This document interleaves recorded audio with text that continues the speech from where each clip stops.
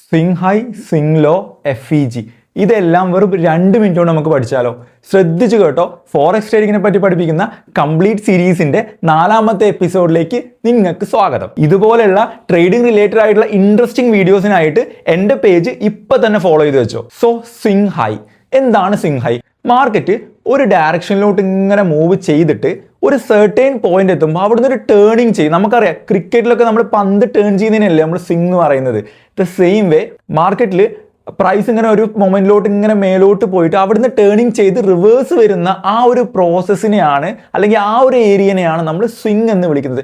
വളരെ എളുപ്പത്തിൽ പറയുകയാണെന്നുണ്ടെങ്കിൽ ഒരു V ഷേപ്പ് അല്ലെങ്കിൽ ഒരു U ഷേപ്പ് ഒക്കെ മാർക്കറ്റിൽ ഫോം ചെയ്യുന്ന ഏരിയാസിനെയാണ് നമ്മൾ സ്വിംഗ് എന്ന് വിളിക്കുന്നത്. സോ അത് മുകളിലാവുമ്പോൾ സ്വിംഗ് ഹൈ എന്നും വിളിക്കും, അത് താഴെ ആവുമ്പോൾ സ്വിംഗ് ലോ എന്നും വിളിക്കും. ഇതൊരു ലിക്വിഡിറ്റി ഏരിയ ആണ്. ലിക്വിഡിറ്റി ഏരിയ എന്ന് പറഞ്ഞു കഴിഞ്ഞാൽ മാർക്കറ്റ് അവിടെ പോകാൻ ഇഷ്ടമുള്ള സ്ഥലമാണ്, അവിടെ ഒരു റിയാക്ഷൻ നടക്കാൻ ഇഷ്ടപ്പെടുന്ന ഒരു സ്ഥലമാണ്. ഇത്രയേ ഉള്ളൂ സ്വിംഗ് എന്ന് പറഞ്ഞു കഴിഞ്ഞാൽ. സോ നമ്മുടെ സ്ട്രാറ്റജിയിൽ ഏറ്റവും ഇമ്പോർട്ടൻ്റ് ആയിട്ടുള്ളൊരു ഭാഗമാണ് സ്വിംഗ്. അതുകൊണ്ടാണ് ഞാൻ നിങ്ങൾക്ക് സ്വിങ്ങിന് ഇത്ര ഇമ്പോർട്ടൻസ് തന്ന് പഠിപ്പിക്കുന്നത്. സ്വിംഗ് ഉള്ള സ്ഥലത്തേക്ക് മാർക്കറ്റ് മൂവ് ചെയ്യുകയാണെങ്കിൽ അവിടെ നിന്ന് നമുക്കൊരു റിവേഴ്സൽ എക്സ്പെക്ട് ചെയ്യാൻ വേണ്ടി പറ്റും. സോ നെക്സ്റ്റ് ആയിട്ട് നമ്മൾ ഡിസ്കസ് ചെയ്യാൻ പോകുന്നത് നമ്മുടെ എല്ലാവരുടെയും ഫേവറേറ്റ് ആയിട്ടുള്ള ഫെയർ വാല്യൂ ഗ്യാപ്പ് ആണ്, അഥവാ FEG അല്ലെങ്കിൽ ഇംബാലൻസ് എന്നൊക്കെ ഷോർട്ട് വേർഡിൽ നമ്മൾ അറിയപ്പെടുന്ന FEG നമുക്ക് എന്താണെന്ന് നോക്കാം. ഫെയർ വാല്യൂ ഗ്യാപ്പും ഈ പറഞ്ഞ പോലെ തന്നെ ഒരു ലിക്വിഡിറ്റി ഏരിയ ആണ്. മാർക്കറ്റ് അവിടെ വന്നു കഴിഞ്ഞാൽ റിവേഴ്സലിന് വളരെയധികം ചാൻസ് ഉണ്ട്. ചാർട്ടിൽ നമുക്ക് FEG എങ്ങനെ ഫൈൻഡ് ചെയ്യാന്നുള്ളത് വളരെ ഈസി ആയിട്ട് നമുക്ക് നോക്കാം.